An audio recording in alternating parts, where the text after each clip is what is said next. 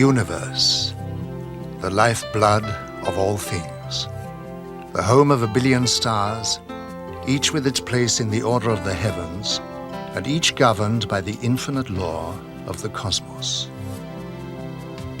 As the ever-expanding energy of the universe continues to grow in a sea of fusion and creation, the infinite depth of the cosmic reality embraces itself in the fabric of destiny, and the awareness of mankind grows in accordance with the rule of cosmic law.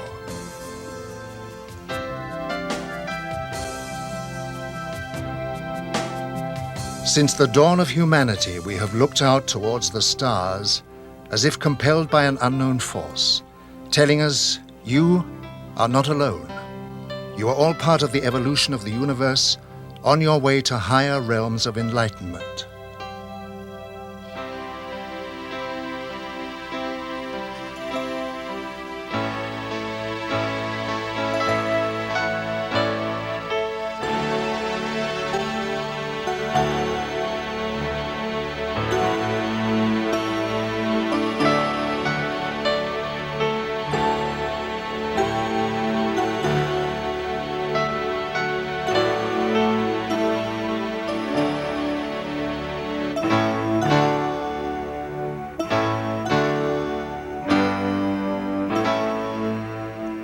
The expanding universe, with its infinite complexities and compelling influences, is the kaleidoscope of man's dreams.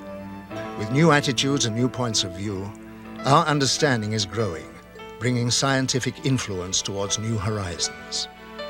At last, we are beginning to grasp the meaning of the primeval commandment, "Know thyself," which is inscribed over the portal of Delphi.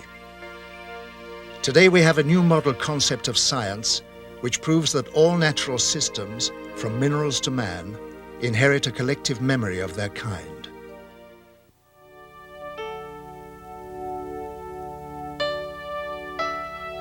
The awareness of our fundamental heritage is inherent in our being.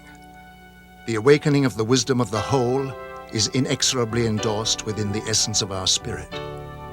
The influence from motivation to germination is the basis of our existence and is predictable in the course of our evolution.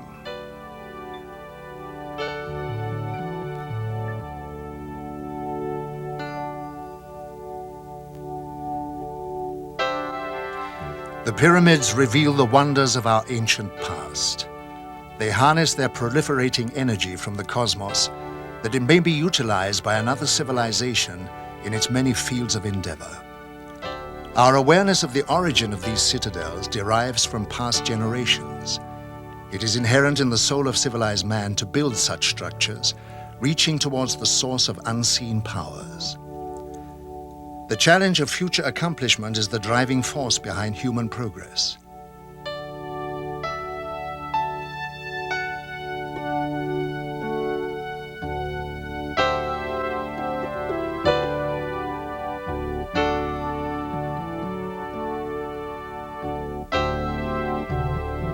From the horizon of the past, the traditions and memories of visiting cosmic teachers has remained engraved in cultural art.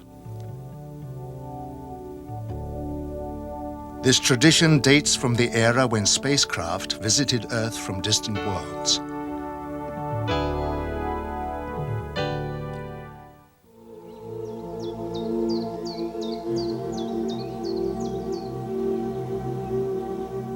The ancient Indians of Peru were a highly advanced civilization who lived thousands of years ago in the jungle of South America. Their traditions speak of visiting spaceman. At their reservations are the amazing Nazca lines, which are etched into the earth and which are acknowledged as being aircraft runways and landing sites. Artifacts of great age have been found which closely resemble aircraft of today.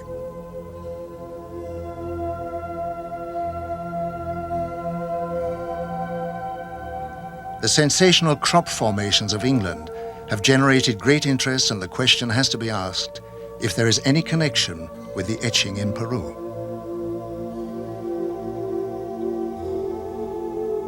Ich kenne die Hopi-Indianer sehr gut. Sie leben heute in Arizona. Aber ihre alte Geschichte I know the Hopi Indians very well. Today they live in Arizona. But their old traditions say that many, many thousands of years ago their home was in South America, and that at that time they were descended upon by extraterrestrial visitors called Kachinas. These Kachinas also saved the Hopi Indians when their continent threatened to sink. These heavenly beings, the Kachinas, were the teachers of the Hopi. And even today, the Hopi Indians make figures of the Kachinas for the younger generations, so that no one should forget the visit of their original teachers from outer space. And even today, the Hopi are convinced that one day the Kachinas will come again. In this connection, it's interesting that a short time ago I showed White Bear, one of the oldest members of the Hopi, pictures of the Maya cities Tikal and Palenque. He was beside himself with excitement and said, "We understand that. Our ancestors built that under the guidance of the Kachinas."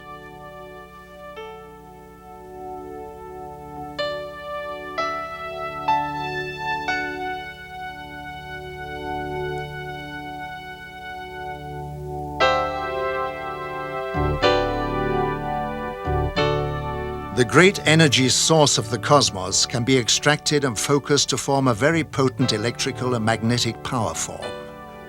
It is a power of great destructive potential, and the ability to control it can only be given to those of higher understanding and achievement. Such power sources were built into the Great Pyramids by another race thousands of years ago, when they needed recharging facilities for their spacecraft while on reconnaissance flights around the universe. The units were built within the protective framework of the pyramids to protect them from discovery. As the world focuses on the mystery of the Egyptian temples, our space probes have located similar strange pyramids on Mars. The readings of the early Bible told many stories of Earth being visited by heavenly teachers on blazing chariots who gave information of great wisdom. They told of how they had always been in the sky and would return one day. This is one of the prophecies of the Bible, which was taken from the word of the visitors. How did modern man go about interpreting these holy clues?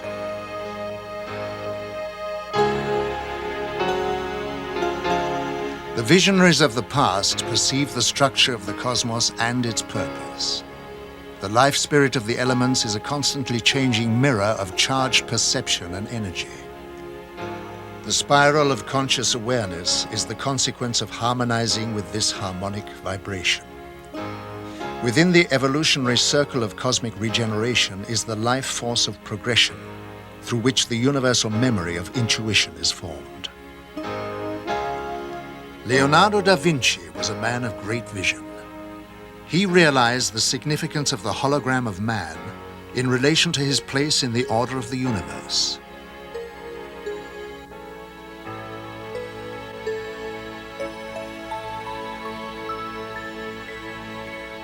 Many of the first astronomers studied the sky principally from an ideological standpoint. Galileo Galilei applied himself to analyzing the cosmos with a view to finding out just how it worked.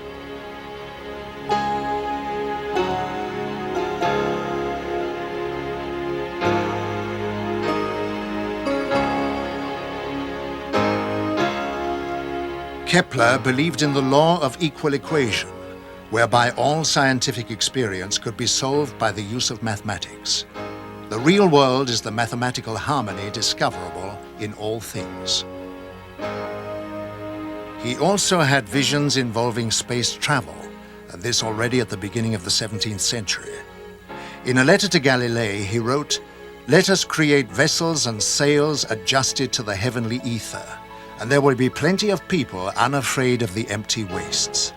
In the meantime, we shall prepare for the brave sky travelers maps of the celestial bodies. I shall do it for the moon, you, Galilei, for Jupiter."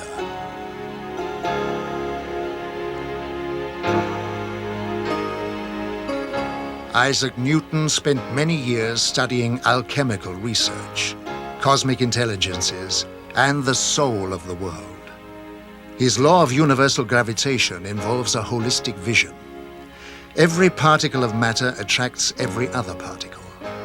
Everything is interconnected, but in Newton's opinion, such a force could not arise from the particles themselves. They had no such attractive power. Rather, said Newton, gravitational force depends on the being of God. It is an expression of his will. This aspect of Newton's thought was soon forgotten, however. The hidden forces permeating the space of the universe were soon attributed to matter itself. They arose from material reality rather than from God. And when God was finally dissolved completely away from Newton's vision, what was left was a world machine in absolute mathematical space and time, containing inanimate forces and matter, and entirely governed by eternal mathematical laws.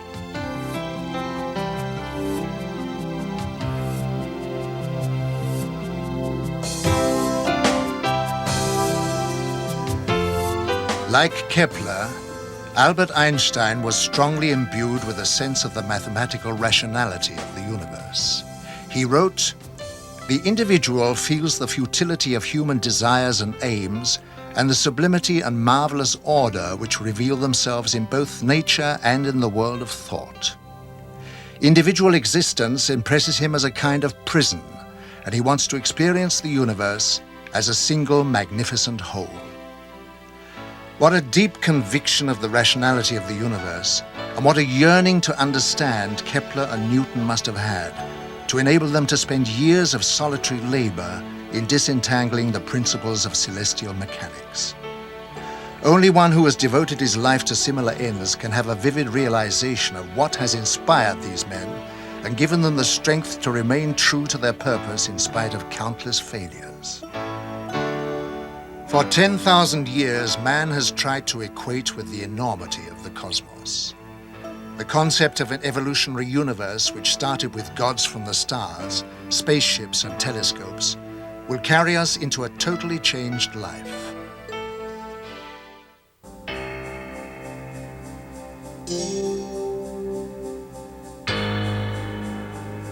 If we consider that most of the stars in the Milky Way are twice as old than our sun, 10,000 million years old, then obviously there may be highly advanced old civilizations which have developed interstellar travel. So my answer would be it is more than likely, not only possibly, but more than likely, that extraterrestrial visitors are traveling to other solar systems, other planetary systems. Thus, we really should expect extraterrestrial visitors in our solar system observing human civilization. As fantastic as this may seem, photographs of unknown flying craft, known as UFOs, have been taken around the world, captivating the public's attention for decades. This photograph was taken in 1978 in Brazil. This was photographed in Switzerland in 1975. These two UFOs were also photographed in Switzerland in 1975. This was taken in 1971 in Austria. This one was seen in 1987 in Canada. This UFO was photographed in Germany in 1977. This was taken in Colombia in 1971. This photograph of a shiny silver object was taken in North Charleston, South Carolina in 1980. Yet another photograph from Switzerland taken in 1975. This UFO with a cloud-like vapor was taken in 1974 in Denmark. This UFO was sighted in 1977 in Uruguay. A UFO in Indonesia, photographed in 1974. These three luminous flying objects were photographed in Barcelona, Spain in 1978. Every year, increasing numbers of UFO photographs are being taken by witnesses from around the world, giving growing evidence of extraterrestrial visitors. In 1946, George Adamski, a professor of philosophy, using his cinecamera, took the first moving pictures of alien spacecraft. This film shows the strange flight pattern of these machines. This picture shows 3 balls beneath the craft serving as condensers for static electricity. This film, also taken by Adamski, shows a telemeter disc, described as being a very small but highly technical reconnaissance craft. Adamski was an amateur astronomer who had a 6-inch telescope on the slopes of Mount Palomar. In 1946, he observed a huge cigar-shaped UFO and was astounded to see many smaller UFOs.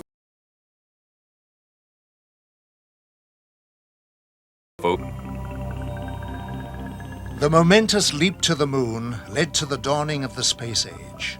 Space travel opened up endless opportunities for mankind to explore new frontiers. NASA's plans are already well underway for colonies to be developed on other planets, beginning with Mars. Space offers unlimited growth. You cannot force any living form to stop growing. People need to grow, and they need to have more elbow room and new frontiers. And the opening of space provides that. And so the moon, and particularly Mars, as a new living environment, will provide hope for future generations, many decades in the future, to continue to grow. If we don't do that, Earth remains closed, and we would have to stop growing totally, entirely. Otherwise, we would destroy ourselves and the environment. And I don't think that this proposition of stopping to grow will be accepted by any living form, including humans. People want to grow. People want to have children. The compelling influence of our origins is the energy which fuels life itself. The purpose of our existence is to move ever closer to the source of creation by the expansion of our horizons and species, to explore the frontiers of infinity, which are our inheritance. The other aspect of it is, in order to continue our internal growth, we need to do external steps. In my feeling, I've always been confident that for every step we take on the outside, we have to take also a step on the inside, deeper down into ourselves. There is no way for us to explore Mars or to explore the universe if at the same time we don't also explore ourselves and become more complex humans, more rounded, more holistic humans. It is not really a necessity. I think it'll just happen anyway. It's a law. It's a natural law that if we do any step out to Jupiter and to Mars, and if we send our space probes out, we will change, whether we want it or not. It's a change in consciousness, and we will start asking questions which we have never even thought about years before. Just seeing the Earth from space as an individual little ping pong ball has already caused a revolution in the environmental area. The environmental people have put the Earth as photographed from space on their banner, as a symbol, as a mandala. So space and its overview effect, the view of Earth from space, has helped to initiate a revolution of Earth consciousness, of people becoming conscious of Earth as a vulnerable spaceship which they need to keep in repair and maintained.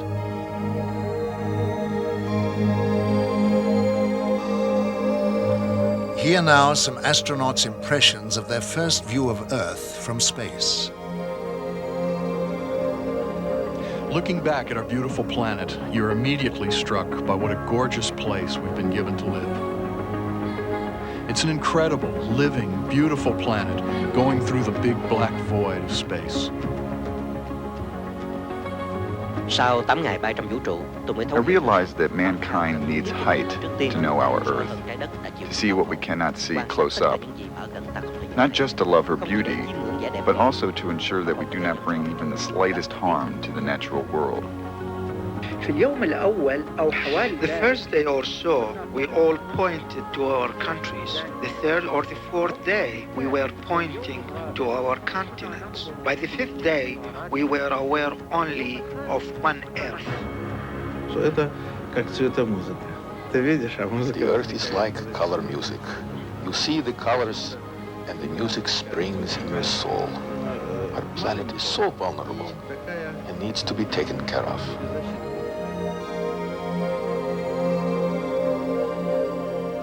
Yet another astronaut said, "In this complete silence of space, questions from the deepest inside arise. Where is my place in all this? What do I mean when I say I?"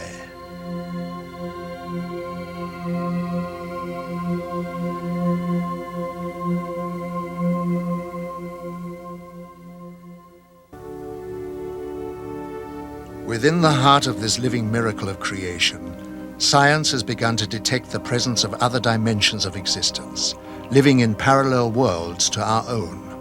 That means in the space our solar system occupies, other solar systems can exist also on a different vibration. Whatever happens in this world has an influence on the other worlds to a certain degree.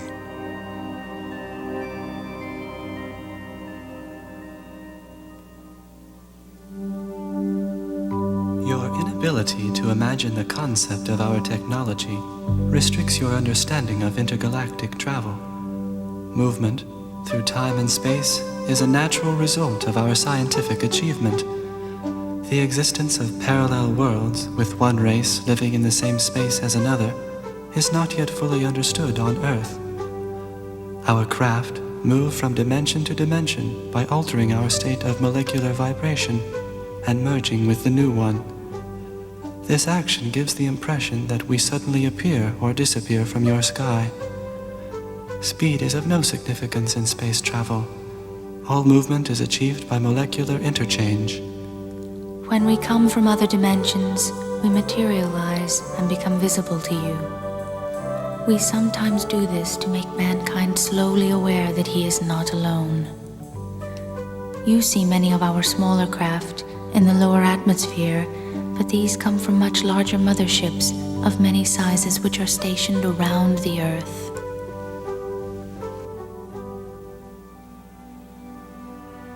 Motherships very rarely enter the Earth's atmosphere, but on one rare occasion, this remarkable film was shot of such a ship flying at low level over Germany in 1980.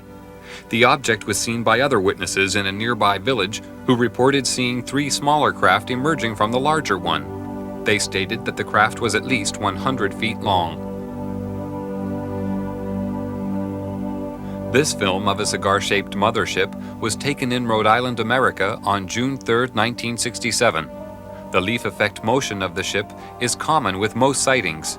Craft of this size and shape have been reported all over the world. This aerial photo was taken by Inaki Ozis while flying at 8,000 feet in February 1968. Probably the same cigar-shaped mothership was photographed in Texas 10 days later. Over the following few days, an object fitting a similar description was reported by various witnesses. My personal views on UFOs are that these are alien-piloted vehicles. When I say alien, I mean alien to anything we know. That possibly they come from other worlds, but I think it's highly likely also that they come from other dimensions, other time spheres. And that there isn't one type of alien coming here. There are probably many of them, all from different areas. When people report these things, we get such a variety of things reported, so many shapes, so many forms, and this appears to cause the confusion because there is such a variety of these things. But really speaking, if these things are visiting us from a whole host of different areas, one would expect them to be different forms, different machines. And I think this person is the answer to it.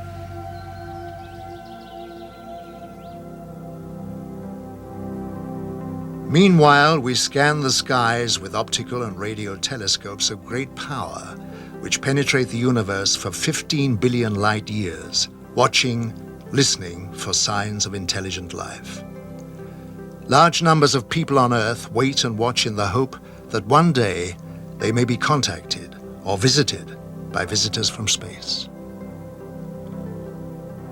In Russia, a large crowd of people who had gathered to watch a famous singer being filmed saw more than they had bargained for when a UFO suddenly appeared above their heads. The camera crew quickly focused their camera on the object and recorded an aerial display that lasted several minutes.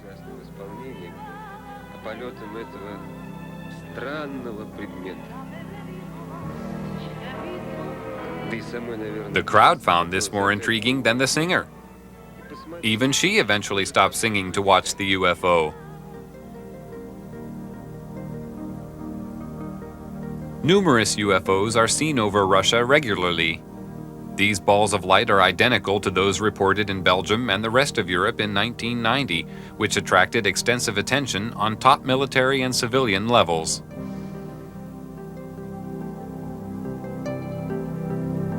In April 1990, this cigar-shaped UFO was filmed over Russia by an amateur. These flying objects are now acknowledged by the Russian military as being alien flying machines. For the past 45 years, people from every country have reported seeing UFOs. The descriptions of these objects have been all too similar, despite the fact that the witnesses live thousands of miles apart. Witnesses include astronauts, pilots, scientists, and police. Even presidents of the United States. Jimmy Carter and Ronald Reagan have spoken openly about their seeing UFOs. Since 1945, an estimated 5 million UFO sightings have been reported from across the world. Most sightings are of singular objects, although many are of 2 or 3. In some cases, large formations have been spotted. The greatest number of UFOs usually appear after 9 p.m. Although a large percentage of these sightings can be explained as natural phenomena, many cannot. Thousands of people are asking questions: what are these UFOs? Where do they come from? Why can't I see one? Why are they here? And more people want to communicate with the extraterrestrials, to learn more about them, get to know them, to understand. And we must continue to investigate this nucleus. It will be worthwhile to take up communication with extraterrestrial intelligences. May one day be not only a rewarding element in our lives, but it may guarantee our survival. Other civilizations are trying to convince us that technology has a more meaningful purpose when used for the good of all. We have reached a point when we need to ask ourselves whether we want to live in a world where the use of destructive technology is dictating the development of our Earth. Man decides for himself. The alien visitors have achieved a high understanding of the forces of nature and harmonize with the many variations of the 4 elements, their creative energy, and their higher dimensions. We are now beginning to realize that this vast knowledge of the cosmos must be the basis of our new science.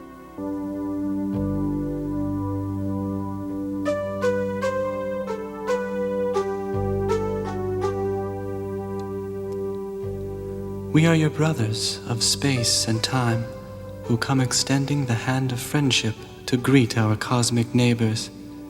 We have watched from afar as you deal with the growing pains of your young race.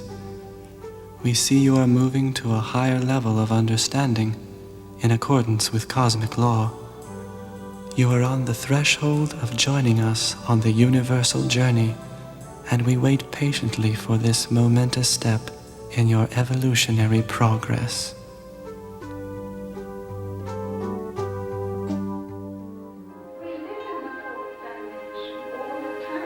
Elizabeth Clara is one of the most important alien contact cases of all time. She was born in South Africa in 1910 and is a woman of great wisdom.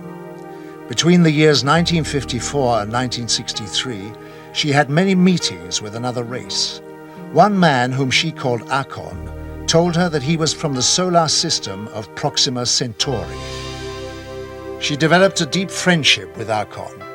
He took her on a 4-month visit to his home planet of Meton, 4.3 light years from Earth. Meton is a world with 2 suns. She was told that space was a big laboratory and was given great knowledge about the universe. She understood the structure of the cosmos and the laws of light frequencies immediately, and as requested, she passed her knowledge to science, where it was of great benefit. She later went on lecture tours and wrote a book where she shares her insight into the structure of the universe and passed on highly valuable scientific information to the world. She said, "The road to the stars unfolds within a spaceship of great beauty and simplicity, generating her light from the cosmic plasma of eternity, never faltering, always alive and pulsating, shaped like a galaxy with a halo surrounding her and the shock wave glowing. All of creation is light, the key to the universe. The whole of existence throughout the planetary systems, the stars, the depths of interstellar space are all made up of visible and invisible waves of light. To the seen and unseen, to all energy, substance, liquids, gases, and all life, the release of the microatoms of light from oxygen is the source of all life. The electromagnetic waveform, or light. It forms the building blocks of the cosmos in which we have our being, as microatoms of light in greater unities are equal to atoms. Mind forces, spiritual strength, soul attainment, and thoughts are all made up of different speeds in the wavelength of light, or microatoms. Electricity is microatoms of light, while sound and color occur when the microatoms have different speeds. And when microatoms are stopped, they create heat. Light is an intelligent energy which can be thought into existence and substance. The pattern of microatoms of light changes with changing thoughts, when one achieves the formula for the harmonic vibration of light. The key to all life and the universe lies in harmonic interaction of light. A mathematical formula for all transportation lies in the vibratory frequencies of light harmonic with anti-gravity waves and time waves, which are simply the frequency rate between each pulse of the spiral of light.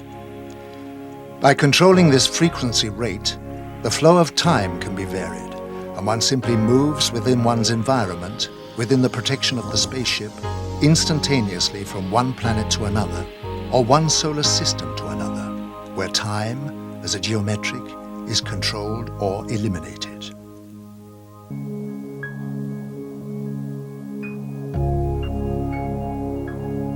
On her many journeys into space, Elizabeth Clara learned that Akon's race lives in harmony of body and mind, which is the foundation of healthy existence and responsible for the elimination of disease. They know that most diseases are caused by emotional or psychological stress. Akon told her that all cosmic neighbors looked at our world with watchful eyes. They see that the natural world is dying through the imbalance which we are creating in nature, reducing the resources we live on, and they are out there waiting to help. When asked why they didn't come more often, they said, to come here, we have to make many kinds of adjustments to the body, because we are uncontaminated.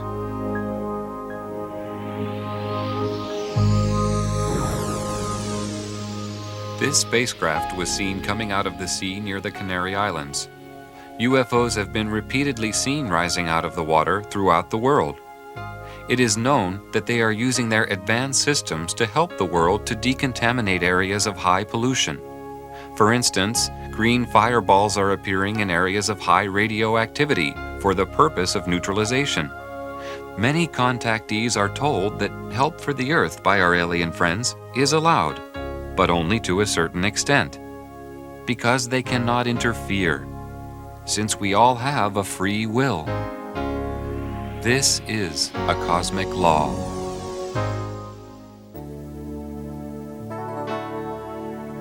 Out of that understanding, echoes and newly realized desires arise to provide oneself with a new quality of life. The awareness of oneself and the place one occupies in the universal law of exchange is the framework of cosmic expectation, the unselfish expression of love and creation. The cosmos is filled with all the energy we need. It's like walking along the beach picking up diamonds. Our present state of consciousness doesn't allow us to exclude ourselves from higher dimensions any longer. As soon as we allow ourselves to think of the world as alive, we recognize that a part of us knew this all along. It is like emerging from winter into a new spring. We can begin to reconnect our mental life with our own direct, intuitive experiences of nature. And we can begin to develop a richer understanding of human nature, shaped by tradition and collective memory, linked to the earth and the heavens, related to all forms of life, and consciously open to the creative power expressed in all evolution. We are reborn into a living world.